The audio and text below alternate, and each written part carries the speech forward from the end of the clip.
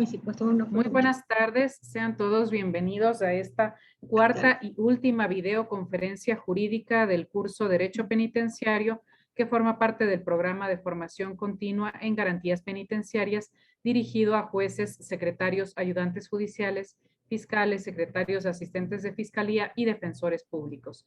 En la tarde de hoy nos acompaña la doctora Ruth Jacqueline Quevedo Pérez, a quien desde ya le agradecemos su presencia y colaboración en este evento académico. Antes de iniciar, me permito realizar las recomendaciones de costumbre. Por favor, cada participante debe ingresar al link de registro de asistencias que ya está copiado en la sección chat de este Zoom y registrar allí sus datos correctamente. Es el único medio para nosotros poder constatar y verificar su asistencia. También les recomendamos colocarse en un lugar cerca del Wi-Fi para tener una mejor señal. Los micrófonos se encuentran silenciados para evitar interferencias o interrupciones durante la exposición que va a realizar la doctora ponente. Si tienen preguntas, las pueden plantear por escrito en la sección del chat. Vamos a dar la bienvenida a la doctora Ruth Jacqueline Quevedo Pérez, quien es doctorando y Legum Master por la Universidad de Espíritu Santo y Máster por la UNIR de España.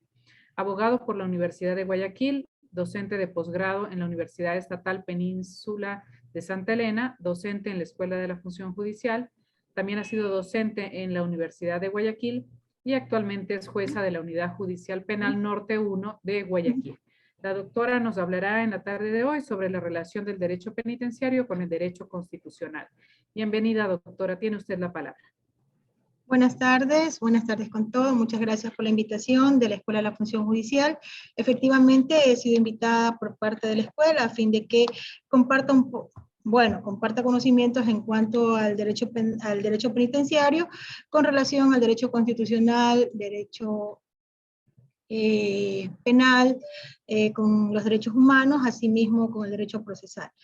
Voy a subir unas diapositivas a fin de poder desarrollar el tema, asimismo para ilustración y comprensión de las personas que están participando en esta conferencia.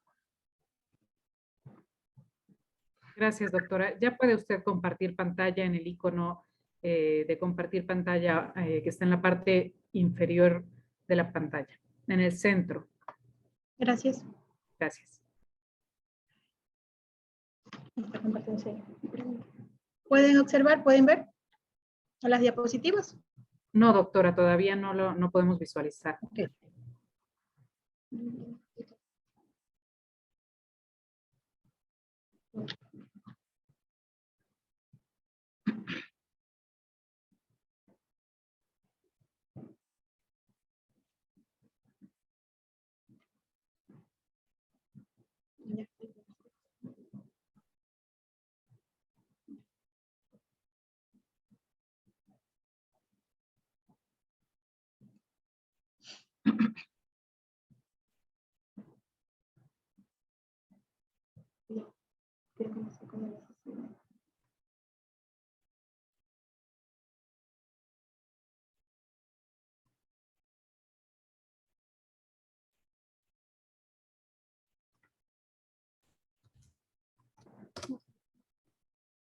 Ahora sí, doctora. Ya podemos ver su pantalla. Ok, gracias. Aquí. Okay. Okay.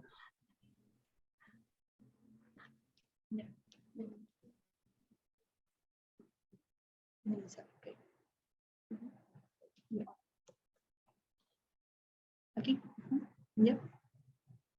Sí, ya estamos visualizando la proyección. Gracias. Ok, gracias.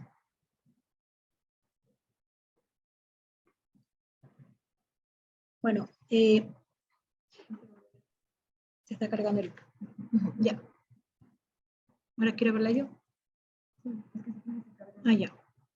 Sí, perdimos ya, la okay. imagen. Ahorita sí se ve. Estamos en la lámina que dice los orígenes. Así es.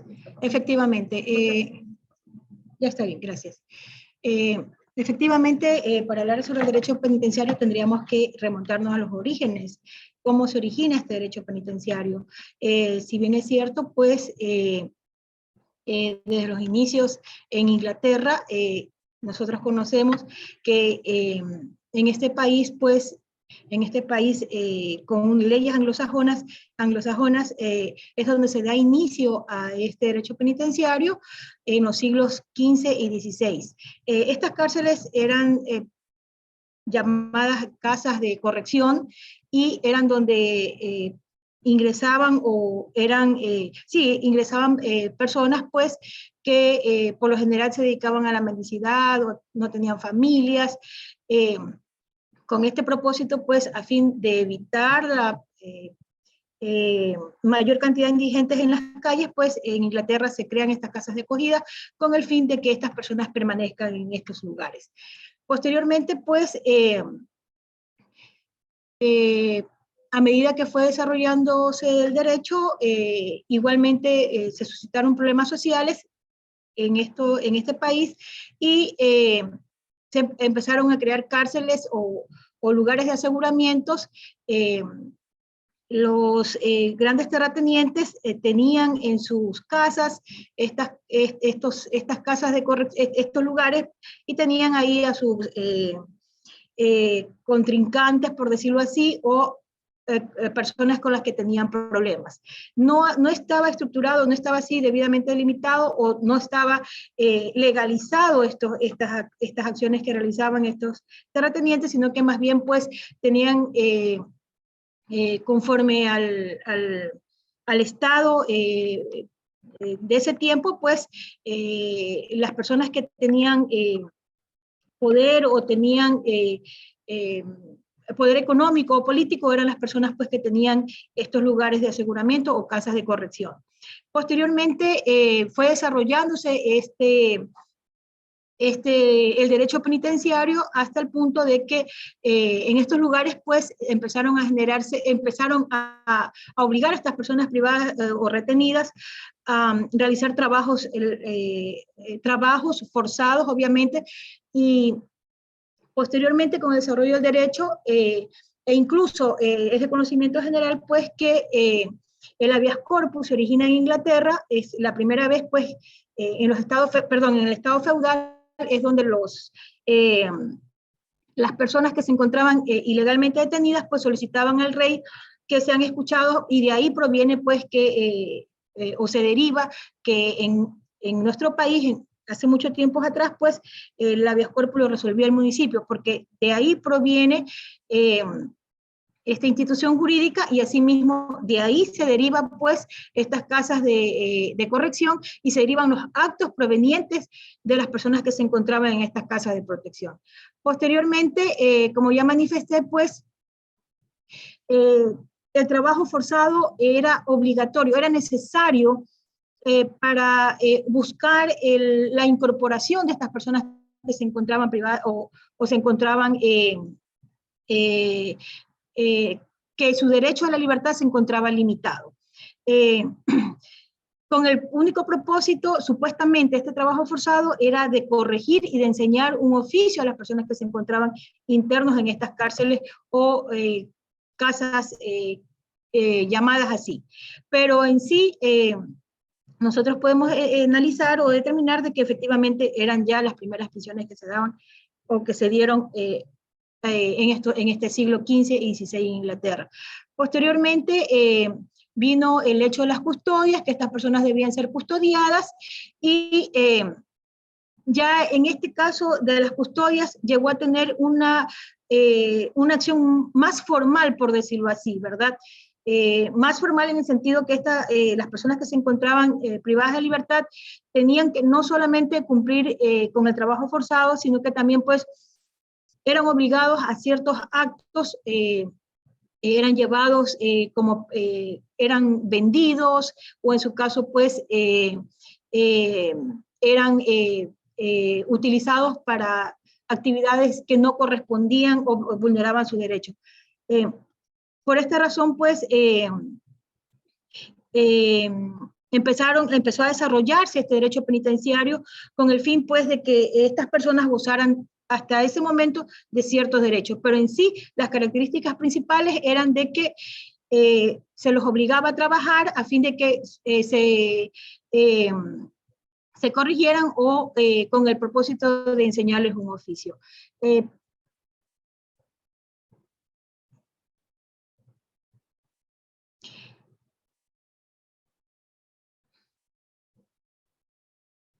Ahora sabemos que la prisión es el principal elemento, o el principal elemento, así es, de estudio del derecho penitenciario.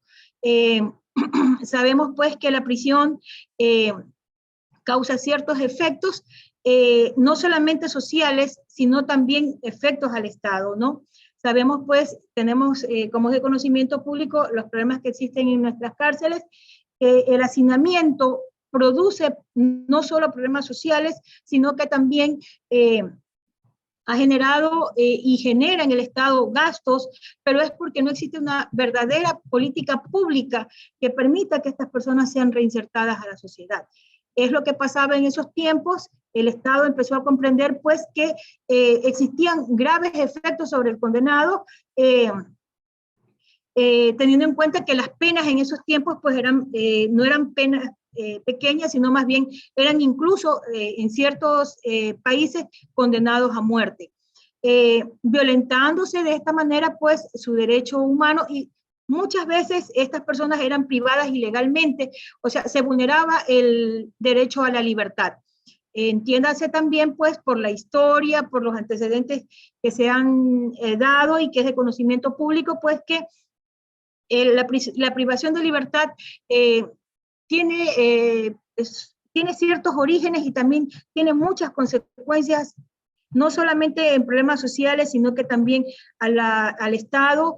No se han generado, no se han creado centros que realmente permitan una rehabilitación.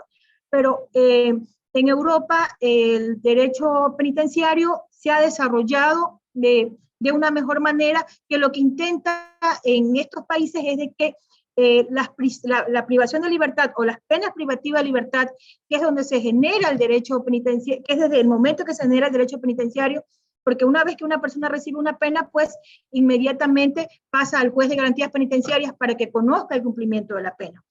Pero como venía diciendo, pues los efectos que se dan sobre la prisión preventiva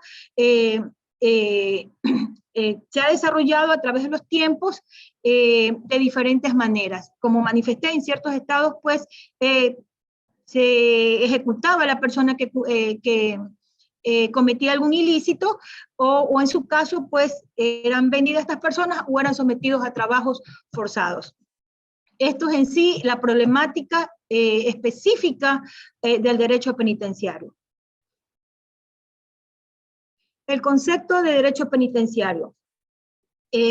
Muchos dicen que o se confunden, o como así lo han manifestado incluso en el libro que yo puse como referencia, Muñoz Conde refiere que lo confunden con el derecho penal. Pero si nosotros revisamos el concepto conforme lo analiza mismo este autor Muñoz Conde, refiere que el derecho penitenciario es un conjunto de normas y principios que regulan las relaciones que se producen entre el Estado, representada por la administración penitenciaria, y la población penal. Efectivamente, nosotros sabemos que una vez que la persona se encuentra privada de la libertad, ya viene a tener una relación con el Estado. Es por eso pues que el Estado, a través del SNAI, poniendo un ejemplo en nuestro país, es la que administra los centros penitenciarios, es la que proporciona muchas veces ciertas actividades a fin de que estas personas pues sean reinsertadas a la sociedad. Y desde cuándo se produce, y esto es necesario enmarcar o necesario enfatizar, desde cuándo se produce este derecho penitenciario. Efectivamente, desde el momento en que recibe una pena y el juez de garantías penitenciarias llega a conocer. Por eso lo establece el Código Orgánico Integral Penal en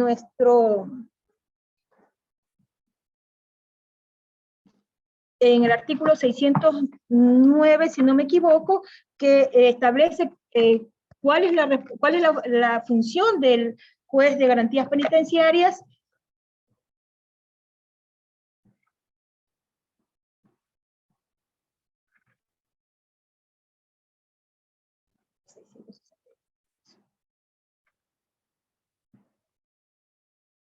...666, que habla sobre la competencia, dice, de los jueces de garantías penitenciarias, y señala que es que en donde existan un centro de privación de libertad,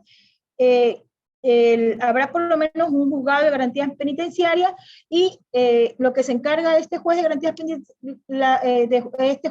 penitenciarias es que el cumplimiento de la pena, y sobre las medidas cautelares, el cumplimiento de la pena. Esto en cuanto al concepto de derecho penitenciario. En cuanto a la relación del derecho penitenciario con el derecho constitucional, nosotros sabemos que nuestra Constitución refiere que las personas que se encuentran privadas de libertad se encuentran dentro de los grupos vulnerables. Asimismo, el artículo 203 de la Constitución de la República, nosotros sabemos pues también que somos parte, o se ha suscrito por parte del Estado ecuatoriano, tratados y convenios internacionales, y dentro de estos convenios internacionales está pues las resoluciones de las Cortes, e incluso en estos momentos es de conocimiento general pues que existe una petición o existe un trámite que se está dando en la Corte Interamericana sobre los problemas que se han suscitado en nuestro país. Pero en sí, sabemos que nuestra Constitución pues establece que estas personas se corresponden o se encuentran dentro del grupo vulnerable.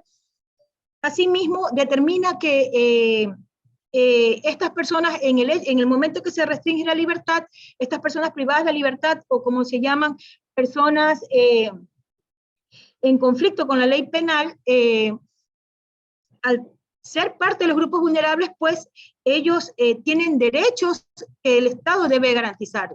Uno de ellos, pues, incluso el reglamento de la Corte Interamericana de Derechos Humanos hace énfasis que el derecho a la libertad es el más importante. Como hacían antes mención, Europa, a través de las políticas penitenciarias, lo que ha reducido las penas, o no tanto que ha reducido las penas, perdón, sino que hace conocer a los miembros de la comunidad o a los estados de la comunidad europea de que deben en lo mínimo tratar de que en ciertos delitos pues se utiliza la prisión con el fin de que las personas privadas de libertad vayan a las cárceles.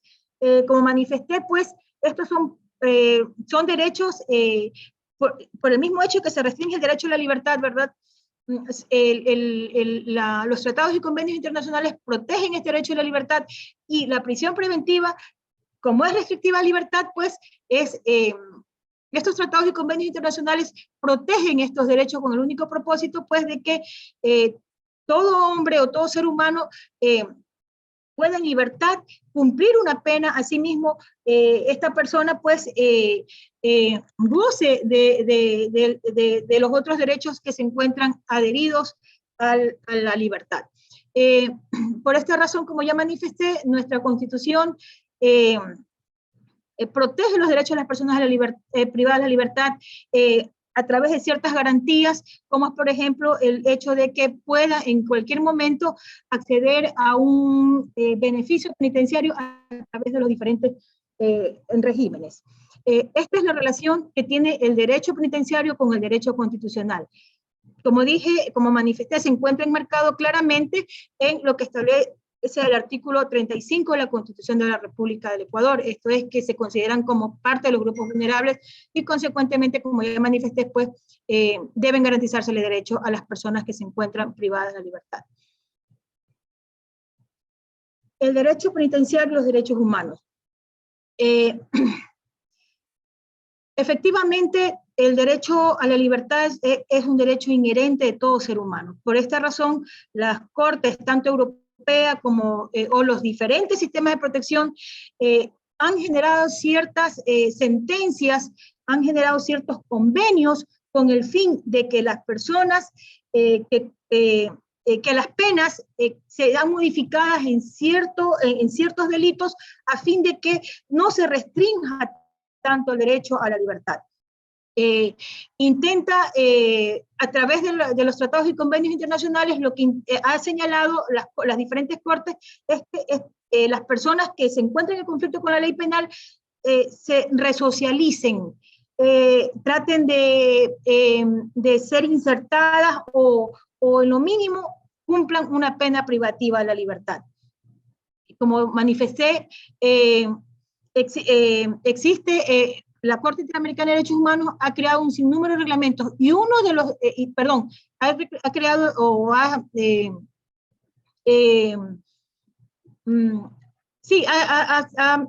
ha elaborado un reglamento en el que hace énfasis a que la libertad es una de las garantías de todo ser humano y que toda persona, pues, por el hecho de ser una garantía, sea respetado en todo momento, aun cuando se encuentre en conflicto con la ley penal.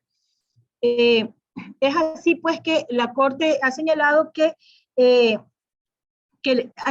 la privación de libertad, dice, en cualquier forma de detención, encarcelamiento, institucionalización o custodia de una persona por razones de asistencia humanitaria, tratamiento, tutela, protección o por delitos e infracciones a la ley ordenada por o bajo el control de facto una autoridad judicial o administrativa o cualquier otra autoridad, ya sea, dice, en una institución pública o privada en la cual no pueda disponer de su libertad ambulatoria, dice que esta categoría de personas, no solo las personas privadas de libertad por delitos, infracciones e incumplimiento de la ley, ya sean estas procesadas o condenadas, sino también a las personas que están bajo la custodia y la responsabilidad. Como podemos ver, pues, la Corte, a través de este reglamento sobre la protección de las personas privadas de la libertad, protege en todos los ámbitos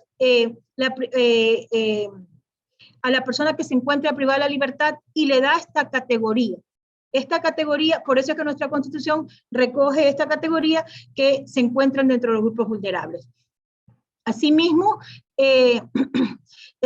señala que los estados deben cumplir con ciertas prácticas a fin de que en todo momento las personas privadas de libertad, pues, puedan ser reinsertadas a la sociedad. Sabemos, tenemos, y me parece bastante interesante lo que está pasando, ¿verdad?, en estos momentos con un país centroamericano que es muy cuestionado en ciertos casos, pero también es de entender que se ha preocupado de tener ciertas políticas públicas que benefician a las personas privadas de la libertad. No quiero entrar en análisis porque efectivamente pueden ser susceptibles a considerárselos de otra manera, pero me parece a mí importante en este asunto de que se han creado dentro de los mismos centros talleres, se han creado, se ha permitido que estas personas privadas o en conflicto con la ley penal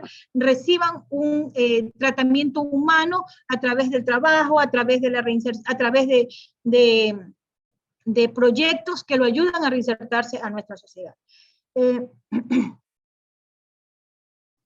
Como manifesté, este reglamento tiene como principio básico que toda persona tiene el derecho a ser protegida, dice, contra la privación de libertad ilegal y que se prohíbe toda incomunicación de las personas privadas de la libertad de manera secreta o trato cruel e inhumano.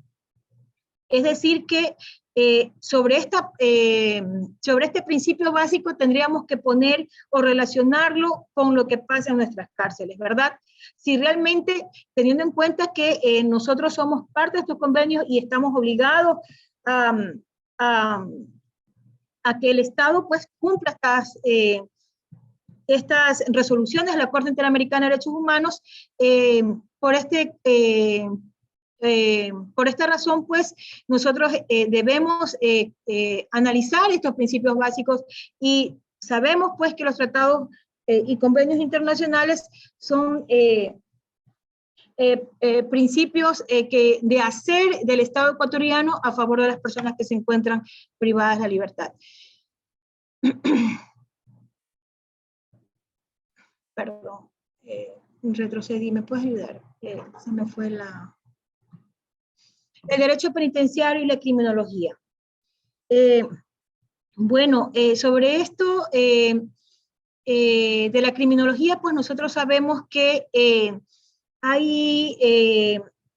la criminología es una ciencia independiente del derecho penal que sí en cierto momento pues es herramienta del derecho penal a fin de poder pues descubrir ciertos delitos. Asimismo pues la criminología estudia la pena y por esa es la relación entre el derecho penitenciario y la criminología.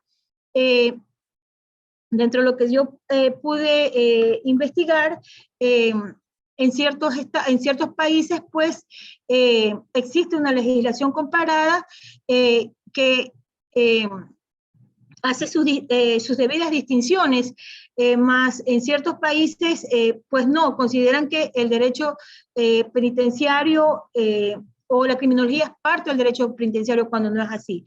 Por cuanto ya existen, pues, una delimitación de conceptos, y dijimos en el principio que era el derecho penitenciario, que era el conjunto de preceptos, normas que guardan relación con una pena y con el cumplimiento de la misma y la rehabilitación de la persona, ¿verdad? Entonces,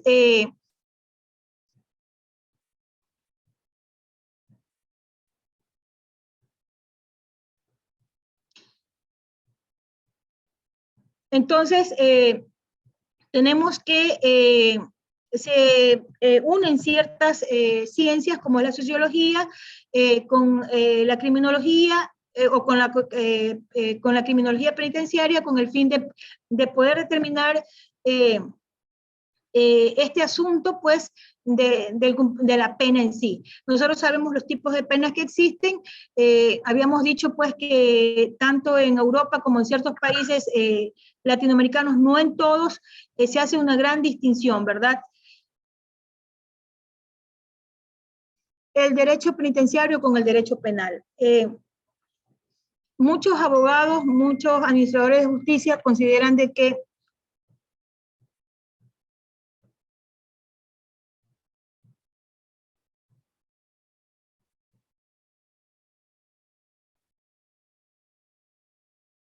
envíeles el correo electrónico de ella, las fichas, lo que estoy, ajá. Bueno, es necesario considerar, como dice Muñoz Conde, que existen dos acepciones, ¿verdad? Una amplia que regula el sistema penal y la otra estricta o tradicional que se refiere exclusivamente a los elementos de dicha esfera normativa.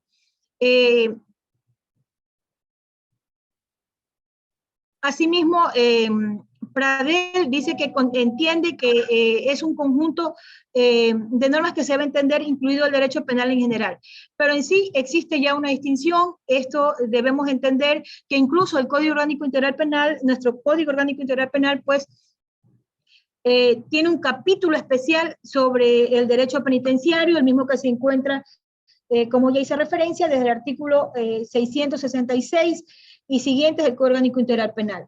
Habla sobre la ejecución, habla sobre quiénes son los jueces, cuáles son las funciones de los jueces penitenciarios, qué deben hacer, y habla también, pues, del Sistema Nacional de Rehabilitación Social, cuál debe ser su función. Por esta razón, pues, se encuentra definido claramente el derecho penal del derecho penitenciario, que sí, efectivamente, una vez, pues, que se haya sentenciado a una persona, posteriormente viene el cumplimiento de la pena. Desde ese momento, pues, existe ya la división en cuanto, o la separación, no la división, sino la separación entre el derecho penitenciario con el derecho penal. Se ha considerado en muchas legislaciones, pues, antes de las reformas, perdón, del Código Orgánico Integral Penal, yo recuerdo tanto cuando me tocaba conocer sobre el cumplimiento, vigilancia y control de las penas, existía el reglamento del Sistema Nacional de Rehabilitación Social y establecía, pues, existía, pues, una separación, por decirlo así, no tan clara, pero sí ya determinaba cuáles eran las funciones, cómo, hasta dónde, pues, se debía o cómo debía presentarse una solicitud para acceder al derecho, a un régimen, como te indico, guarda relación, pues, con la materia, lo que estamos en ese momento desarrollando.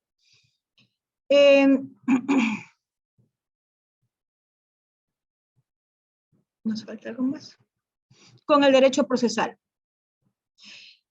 El derecho penitenciario, pues, se indicaba al principio, cuando hice indiqué sobre qué iba a tratar, pues manifesté que eran sobre diferentes áreas del derecho, como es el derecho administrativo o el derecho procesal. Efectivamente, nosotros sabemos que no es lo mismo estar en una audiencia de juicio como en el momento de estar en una audiencia de revisión revisión de una audiencia de régimen semiabierto, ¿verdad? Son dos formas completamente diferentes en donde el juez de garantía penitenciaria pues le toca determinar si se han cumplido ciertos requisitos. El reglamento que yo hacía énfasis indicaba en antes, pues, era el reglamento del sistema de rehabilitación social, en el que señalaba, pues, que debería existir un pronunciamiento previo del SNAI para poder acceder a este régimen penitenciario, y efectivamente, o sea, guarda relación con el derecho procesal, porque el procedimiento en el que se aplica para acceder o para tratar sobre los los regímenes que se encuentran dentro de nuestro ordenamiento jurídico, pues son completamente diferentes. Así también, en el Centro de Rehabilitación Social, sabemos pues que el privado de la libertad, para acceder a un régimen, tiene que cumplir ciertos requisitos, como ejes de tratamiento, que esta solicitud pues se enmarque en ciertos procedimientos. Por estas consideraciones, guarda relación el derecho penitenciario con el derecho procesal. Es decir, pues se tiene que ver un elemento sustantivo, un sinnúmero de procedimientos para poder acceder a un beneficio como es cualquiera de los regímenes que se encuentran determinados en nuestro ordenamiento jurídico, nuestro Código Orgánico Integral Penal. Y parte del momento, este derecho guarda relación con este derecho procesal desde el momento de la ejecución de la pena. En el proceso, en el tiempo que se está cumpliendo esta pena, asimismo, pues, intervienen varias instituciones públicas, como por ejemplo el Centro de Rehabilitación Social, el SNAI, asimismo interviene el Ministerio de Educación, intervienen un sinnúmero del Ministerio de Salud, en el caso de que el privado de la libertad pues se encuentre con problemas médicos, en el caso de que el privado de la libertad se encuentre estudiando. Entonces, este sinnúmero de requisitos o de elementos sustantivos, por decirlo así, pues deben de cumplirse a fin de que se pueda acceder a un beneficio penitenciario. He aquí la relación entre el derecho procesal y el derecho penitenciario. No, algo pasó. Ya se acabó la presentación. Ya. Ok. Como jueza de garantías penitenciarias, debo... Ok, gracias. Debo, dentro de mi experiencia, que sin referir a casos, obviamente, debo referir que dentro de las competencias está de que nosotros siempre estemos enviando al Centro de Rehabilitación Social solicitudes a fin de que nos envíen al prontuario penitenciario, nos hagan conocer la situación de las personas privadas de la libertad. Y a veces el centro, por la cantidad de personas que se encuentran privadas de la libertad, les es imposible muchas veces cumplir con estos mandatos judiciales, lo que imposibilita muchas veces al juez de garantías penitenciarias poder cumplir sus funciones. No le echo la culpa a la institución, más bien pues deben establecerse políticas públicas con el único propósito de que las personas que se encuentren privadas de la libertad puedan de una manera mucho más ágil acceder a este beneficio penitenciario. Entendamos que en el momento en que la persona que se encuentra privada de la libertad está cumpliendo una pena, la función del Estado es la de que la persona sea reinsertada a la sociedad. Pero Lamentablemente, por la sobrepoblación que se encuentra en nuestro país, estas personas no pueden acceder a esto, y por estas razones, pues, en el momento en que hacen sus solicitudes o quieren acceder a este beneficio penitenciario, no pueden acceder por estas limitantes que existen. Hasta aquí mi intervención. Muchísimas gracias, doctora. Tenemos una pregunta del doctor Segundo Luis Humberto Quinteros. Dice, con lo que ocurre en el país, desde las cárceles se dice que se ordena el cometimiento de delitos fuera del centro, es decir, infracciones de robo, sicariato, extorsiones, etcétera. ¿Se puede seguir manteniendo el concepto de que son personas que forman parte de un grupo vulnerable? ¿Cómo se debe corregir los hechos atroces que han ocurrido al interior de los centros carcelarios? Bueno, como manifesté, es prácticamente una postura bastante respetable, teniendo en cuenta que se están cometiendo delitos atroces, pero consideremos lo que se ha expuesto en estos momentos. Yo hacía énfasis a las políticas que existen, por ejemplo, en Europa, que lo que intentan es de que las penas privativas no sean tan altas o se limiten estas penas privativas a fin de que la libertad les permita reinsertarse a la sociedad. Tengamos en cuenta que en nuestro país se encuentra, el derecho es de constante desarrollo y el derecho penitenciario obviamente tiene que cumplir, tiene que acceder a este desarrollo. Deben existir políticas públicas que permitan la verdadera reinserción social. Esto es, en el momento en que no existe esta reinserción, pues efectivamente nuestras cárceles, como todo el mundo lo dice, pues son foco o son centros en donde no se está cumpliendo la verdadera función del Estado. El Estado, por el hecho de que las personas se encuentren dentro de los grupos vulnerables, está en una posición de garante el Estado. Él debe de garantizar esta reinserción, porque así lo dice la Constitución, que el Estado garantizará, incluso el Estado protegerá, y en el momento en que el Estado no cumple esta función de garante, obviamente trae sus consecuencias. No puedo yo determinar o decir, recordemos que el derecho humano a la libertad no es un derecho solo fundamental, sino también es un derecho humano. Entendamos que los derechos fundamentales son los que se encuentran positivizados, pero el derecho a la libertad es un derecho humano inherente a todo ser humano.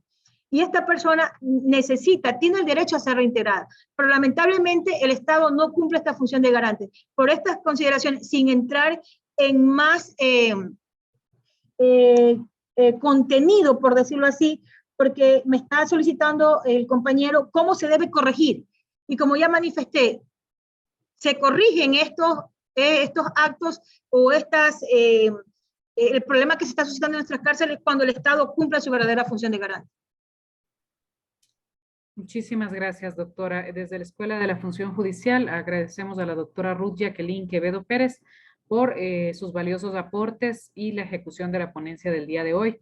A los participantes les agradecemos por su asistencia y participación en esta que fue la última videoconferencia de este curso de Derecho Penitenciario. Les recordamos que estén al pendientes de su correo electrónico señalado cuando registraron asistencia, medio único por el cual se les comunicará en los próximos días el link al que pueden ingresar para rendir la evaluación y encuesta del presente curso, donde inmediatamente podrán descargarse su certificado de participación y aprobación en este proceso académico. Si tienen ustedes preguntas en torno al proceso en sí, pueden escribir al correo escuela.judicial@funcionjudicial.gov.es. Damos por concluido el evento. Muchísimas gracias, doctora Quevedo, y procedemos al cierre de la sala. Muy buenas tardes con todos. Buenas tardes. Gracias.